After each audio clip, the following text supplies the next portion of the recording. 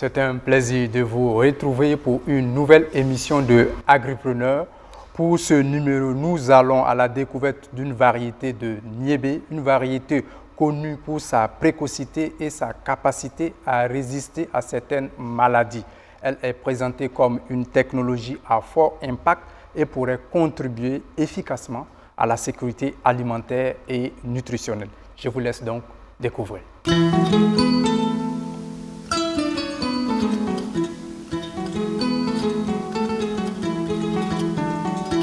C'est l'une des variétés de niébé les plus performantes, homologuée en 2019. Cette variété reste pourtant très peu connue des Burkinabés. Nous avons décidé d'en savoir plus sur cette variété. Sa particularité, c'est de pouvoir résister au striga, qui est une des contraintes majeures de la production du niébé au Burkina Faso. Le fait est parti du fait que, de par le passé, on avait une variété également qui était résistante au striga. Mais au fil du temps, on a vu que la résistance a commencé à baisser. Donc l'idée qui nous est venue, c'est de pouvoir prendre cette variété qui était beaucoup appréciée par les producteurs et de l'améliorer en faisant un croisement pour pouvoir obtenir cette variété-là. Donc c'est une variété qui a plus une large résistance en fait, à ce qu'on appelle le striga, qui est une des contraintes majeures de la production du niébé.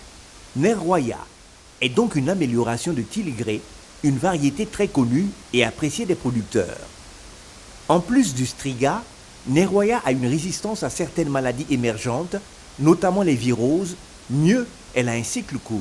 Cette variété également résiste à certaines maladies, comme en fait à certaines viroses par exemple, qui est vraiment un des problèmes aussi majeurs qui commence à survenir au Burkina Faso. Donc elle résiste aux viroses et également en fait son cycle a été raccourci parce que l'ancienne variété que je parlais avait un cycle de 70 jours. Mais là, à travers les différents croisements, on a pu diminuer son cycle qui va autour de 60 jours et on a eu un gain de 10 jours quand même, ce qui est énorme quand on sait que de nos jours, les pluies deviennent de plus en plus rares et ont un cycle très raccourci. Le rendement est également intéressant. Alors, en termes de potentiel de rendement, la variété Nerroya peut aller jusqu'à 2 tonnes à l'hectare. Mais généralement, quand on voit chez les producteurs, on a pu faire en fait une étude par rapport à ça en fait là, et la moyenne tourne autour de 1000 à 1200 kg chez le producteur. Ce qui n'est pas rien en fait quand on voit que réellement, quand on voit le taux même national pour le niébé, c'est tourne autour de 400 à 500 kg par hectare. Donc si on arrive à un gain de 1000 déjà, on a eu beaucoup déjà, c'est une grande chose pour le producteur. Technicien agricole, Lamine Ouedraogo a été séduit par cette variété au regard de ses propriétés.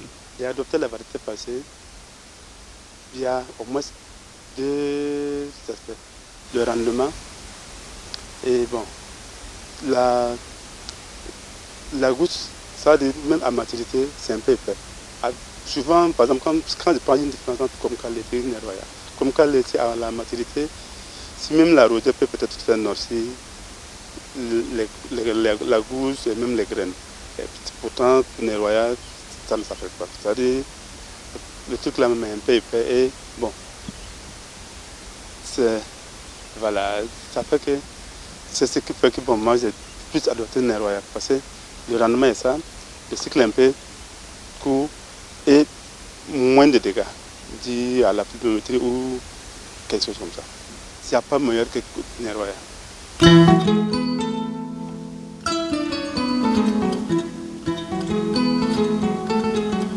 Généralement, les producteurs sont un peu réticents au changement. Ils ont connu des variétés qui étaient très bien en fait là. Alors, essayer de les faire comprendre que cette variété-là en fait est meilleure que celle qui existait est un peu difficile en fait. Mais ceux qui ont eu le courage de l'essayer ont vraiment apprécié la variété et de plus en plus, cette variété également est de plus en plus demandée. Il suffit de voir en fait les différentes superficies qui sont produites en termes de cette variété-là en fait là. Elle a passé quand même progressivement de, si je me rappelle bien des chiffres, en 2019, quand on a lancé la variété, il n'y avait pas beaucoup de producteurs qui voulaient la produire. Mais lorsqu'on a fait une enquête en 2024 récemment, beaucoup l'ont adoptée. Nerroya se positionne comme une solution à la sécurité alimentaire et nutritionnelle pour peu que la technologie soit adoptée. Retour sur ce plateau de Agripreneur et j'ai le plaisir de recevoir pour vous Dr Benoît Joseph Batchono. Bonjour docteur et bienvenue. Bonjour. Docteur Batchono, vous êtes maître de recherche à l'INERA et par ailleurs directeur général de l'ANVA. L'ANVA, c'est l'Agence nationale de la valorisation des résultats de la recherche et des innovations. Et c'est avec cette cassette, bien sûr, que vous avez organisé la 15e édition du FAIRCIT, le Forum national de la recherche scientifique et des innovations technologiques qui vient de s'achever il y a quelques jours. En termes de bilan, qu'est-ce qu'on retient? Merci Jérémy. Merci de m'avoir invité sur ce plateau pour parler de Nerwaya. Et aujourd'hui, nous parlons également d'un bilan rapide du FAIRCIT. Je pense que c'est difficile pour moi déjà rapidement de vous dire ce qui est du FAIRCIT passé, parce que beaucoup de choses se sont déroulées, et dû également à la présence de son Excellence le capitaine Ibrahim Traoré, le chef de l'État, qui s'est déplacé sur les sites du FAIRCIT et a passé un message aux chercheurs, ce qui a donné beaucoup plus d'engouement. Et donc, je pourrais dire que je vais m'arrêter là d'abord, et puis après, on fera vraiment le point réel du FAIRCIT avec plus de 4000 et quelques participants qui sont venus sur les sites visités, avec 300 et quelques technologies. Et au regard également, vous l'avez dit tout à l'heure, la participation du chef de l'État, son discours, son intervention, au regard de ce qui a été dit par le chef de l'État, le capitaine Ibrahim Traoré, le financement de la recherche ne doit plus être un problème désormais, docteur? Bon, on peut dire cela, parce que déjà, il a commencé par la fin, en multipliant par exemple les prix des technologies par 5, ce qui a donné beaucoup plus d'engouement également à ceux qui sont venus présenter des technologies. Et même ceux qui avaient peut-être pensé que ce n'était pas la peine de présenter des technologies, se sont à la dernière minute mordus les doigts en disant que ça aurait été vraiment une bonne occasion pour eux de présenter également les technologies aux yeux des Burkinabés pour que ce soit valorisé. Et cela va également aller dans le sens où si on recherche pour notre pays, pour le développement du pays, je pense qu'on ne manquera pas de moyens pour pouvoir accompagner la recherche en ce sens. On a vu en tout cas l'engagement du chef de l'État, une bonne nouvelle pour la recherche et les chercheurs. Venons-en à notre sujet du jour, le niébé. Il existe en tout combien de variétés homologuées au Burkina Faso? Bon, en termes de variétés homologuées, il faut dire que le catalogue national des espèces agricoles a été vulgarisé autour de 2014 pour la première fois au Burkina. Mais avant ce catalogue, il y avait un répertoire. En termes de répertoire, il y a un certain nombre de variétés qui avaient été répertoriées, qui dépassent près d'une centaine de variétés. Mais le catalogue, quand il est arrivé, il fallait vraiment arbitrer et pour trouver les variétés qui sont vraiment produites pour les mettre dans le catalogue et celles qui étaient en cours de valorisation. Donc en ce moment, il y avait 19 variétés qui étaient très intéressantes, qui ont pu être inscrites au catalogue 2014. Puis par la suite, en 2019, nous avons inscrit 6 variétés nouvelles. Donc on pourrait dire 25 variétés sont actuellement des variétés qui sont inscrites comme variétés de niébé dans le catalogue national et produites au Burkina. Docteur, on vient de suivre dans le reportage qui vient de passer, la variété Nerwaya, c'est une amélioration de Tilgré qui est une autre variété. Explication? Il faut dire que quand on veut mettre en place une variété, on part un peu du consommateur final, du producteur, de l'utilisateur final. Donc la variété Tilgré avait été développé dans le temps pour résoudre un problème de fan, un problème de qualité de grain, un problème de striga, un problème même de sécheresse. Mais il se trouvait qu'à un moment donné, cette variété, son cycle est de 70 jours. C'est vrai que 70 jours, on peut dire que ça peut toujours aider dans un certain nombre d'agroécologies au Burkina Faso. Mais pour qu'on atteigne notre objectif qui est de fournir aussi des fans aux producteurs, dans les zones où la pluviométrie est inférieure à 400 mm, il était important pour nous de regarder à nouveau cette variété, de l'amener à un niveau où le cycle deviendra court tout en donnant des graines de bonne qualité aux producteurs.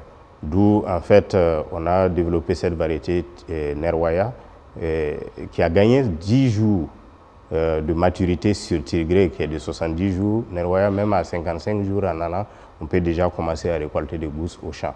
Et on a des fans, par exemple, qui peuvent atteindre jusqu'à 3 tonnes à l'hectare qu'on peut ramasser pour l'alimentation des animaux. Et on a les graines qui sont de couleur très blanche, qui sont ce qui est recherché par le marché et plus grosses sensiblement que celles de Tiligré. Donc vous avez joué sur 3 aspects. Il s'agit bien sûr j'allais dire, vous avez raccourci la maturité, exactement, qui est de 10 jours. Vous avez joué sur la qualité des graines. Vous avez joué également sur le fourrage. C'est bien ça? C'est exact. Docteur, pour continuer, on dit de Nerwaya qu'elle est résistante aux viroses. On parle de quelle virose spécifiquement? Avant peut-être de répondre, dites-nous c'est quoi une virose? Merci. Une virose au niveau du niébé, de façon générale chez les plantes, en fait, c'est une maladie causée par un virus. Comme son nom l'indique, le virus, par exemple, comme on le sait, prenons l'exemple à côté d'un certain nombre de virus, comme le virus du VIH, ça rentre directement dans le sang et c'est difficile à éliminer. Donc de la même façon pour le niébé, les virus pénètrent dans les systèmes du niébé et rentrent dans les cellules du niébé. Et quand ça pénètre dans les cellules, vous ne pouvez pas en fait dire que vous avez un traitement particulier pour éliminer les virus. Donc vous ne pouvez pas avoir un produit chimique. Il n'y a pas de traitement qui existe. Donc il faut en amont travailler à ce qu'on ait des variétés qui soient résistantes aux viroses afin de pouvoir en fait les éviter complètement au champ.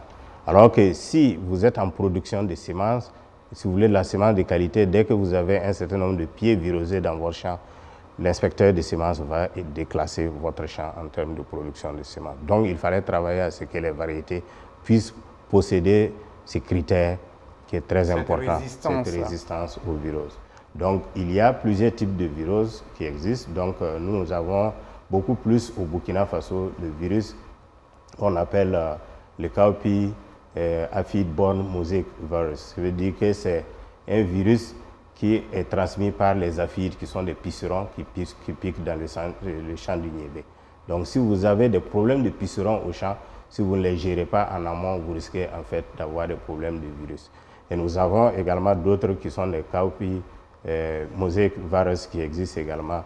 Mais ça, par exemple, n'est pas vraiment abondant par rapport à l'autre dont j'ai parlé tantôt, qui est le cowpea aphid-borne mosaic virus. Est-ce que Nerwaya est résistante à une autre attaque? Je parle ici de Maruca vitrata. Vous savez, en ce qui concerne les insectes, nous parlons parfois même d'abord de tolérance.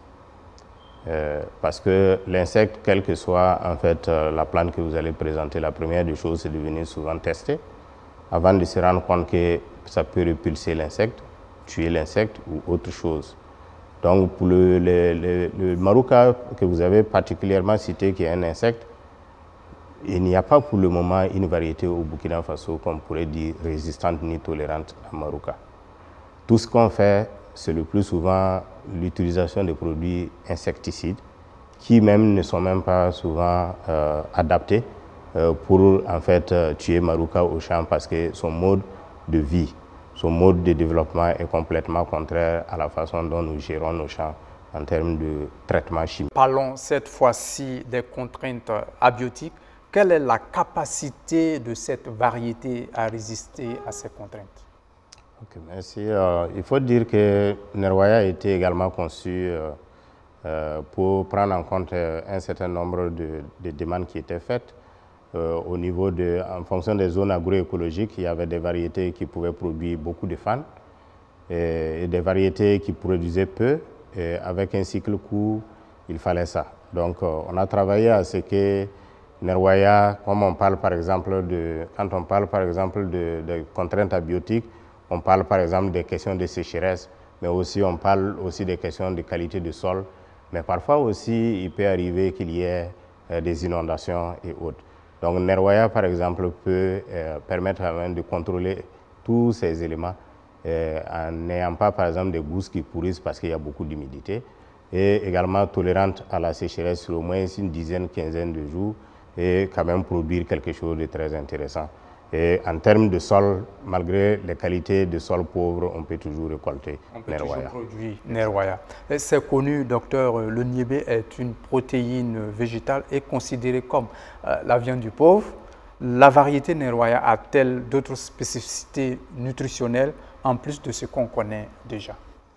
Déjà, il faut qu'on dise que quand on parle de viande de pauvre, il faut même que le pauvre puisse avoir accès à cette viande. Et de plus en plus devenir en fait prisée même par les riches. Donc on pourrait dire que c'est la viande de tous, donc parce que c'est une protéine végétale. Et il faut dire que pour le développement de cette variété, on a tenu compte par exemple des questions de protéines que nous avons sélectionnées au laboratoire pour voir les niveaux de protéines qui tournent autour de 26% en moyenne. Et puis on a travaillé également après sa vulgarisation à comprendre si la variété pouvait en fait procurer d'autres éléments nutritifs pour éliminer ce que nous appelons parfois la faim cachée. Et donc nous avons travaillé par exemple à trouver que cette variété, par exemple Nerwaya, possédait beaucoup en termes de zinc, possédait beaucoup en termes de fer et quelques éléments également au niveau des sucres qu'on connaît et qui sont bien. Également, on a travaillé à regarder ce qui est les facteurs antinutritionnels pour en fait permettre en fait que celui qui mange puisse vraiment bénéficier de la qualité nutritionnelle de cette variété. Donc pour dire que Nerwaya, ce n'est pas seulement protéines, il y a aussi zinc, fer et sucre à l'intérieur. Pourquoi un producteur choisirait de produire Nerwaya? Il faut dire que déjà Nerwaya, contrairement aux autres variétés et particulièrement contrairement à la variété Tilgré dont elle est issue, pourrait par exemple avoir des questions de résistance à la sécheresse. Les grains sont vraiment plus grosses que la variété dont elle est issue, mais la productivité est l'un des premiers choix d'un producteur. Donc la variété va jusqu'à 2 tonnes.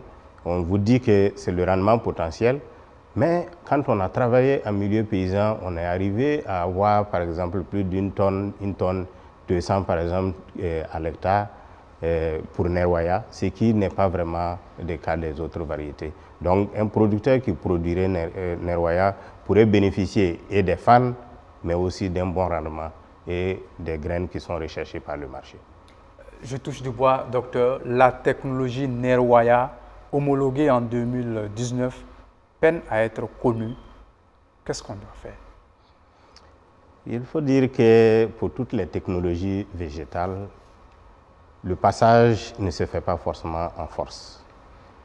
Il y a d'abord que le chercheur cherche, il trouve, il enregistre, mais il faut aussi que la valorisation passe devant, donc la vulgarisation. Et le processus de vulgarisation aussi se base sur le fait qu'il faut la disponibilité de la semence de première génération, que nous appelons semence de pré-base ou semence de base. Il arrive parfois que même quand un producteur veut, il peut arriver que les quantités de ces semences n'ont pas permis de produire beaucoup de semences certifiées afin qu'il puisse avoir en fait accès à cela. Et problème donc, de disponibilité? Exactement, problème de disponibilité, mais aussi problème financier. Il faut dire que des variétés que nous mettons au point et que nous inscrivons souvent dans les catalogues, le financement, même s'il est garanti par souvent des projets, ces mêmes projets ne financent pas forcément la production de semences de première génération. La vulgarisation. La vulgarisation. Donc il faut chercher d'autres ressources. C'est une autre paire de manches. Exactement. Et donc il faut travailler à ce que nous puissions, par exemple, en collaboration avec le ministère de l'Agriculture, arriver à mettre en place des fonds particuliers pour lesquels on pourrait, par exemple, arriver à multiplier, par exemple, en quantité, dès la sortie, l'inscription de ces variétés-là, les semences des variétés les plus prisées par les producteurs. Vous verrez, par exemple, je prends un exemple. Allez-y, il arrive que l'exemple, par exemple, de Texongo, qui a été vulgarisé la même année que Nerwaya. C'est juste un producteur qui est venu et nous-mêmes, nous lui avons dit, bon, prends ça là, tu vas aller tester parce qu'il n'y avait pas KVX 745 11P, qui est pratiquement le père de la variété Texongo. Et donc, quand il a pris à aller tester, ce monsieur est devenu en fait notre vulgarisateur pratiquement de la variété Texongo. Il est basé à Dédougou Et donc, chaque année... Autour de lui, les gens ont vu les résultats. Ils ont vu les résultats. Il produit à toute saison. Donc, ça, c'est les méthodes qu'il va falloir mettre en place pour qu'on puisse s'aider à ce que les variétés qu'on met au point passent à l'échelle très rapidement. Il faut également accompagner la production des semences de première génération. On espère que nous allons passer à l'échelle très bientôt avec Nerwaya, cette technologie assez performante. Merci, Dr Bationo, d'avoir accepté notre invitation. Je rappelle que vous êtes responsable de l'équipe de recherche sur le niébé à l'INERA et par ailleurs directeur général de l'ANVA. L'ANVA qui est l'agence nationale de la valorisation des résultats de la recherche et des innovations. Avant de vous laisser partir, question, docteur, le sentiment qu'on a, c'est que les résultats de la recherche ne sont pas suffisamment valorisés et adoptés. Ok, je pense que vous avez raison, parfaitement raison, je concède cela et je dis aussi que, en fait, au début, pendant ma communication, je disais que l'esprit est souvent difficile à changer. Les mentalités. Les mentalités sont difficiles à changer. Vous pouvez avoir une technologie, tant que, en fait, le terme local est derrière entre griffes, le plus souvent, son adoption pose souvent problème. Mais c'est en train de changer de plus en plus. Exactement. Et nous remercions les autorités actuelles pour ça, parce qu'il y a un travail de fond qui est en train d'être fait. Le consommation local est en train d'être promu.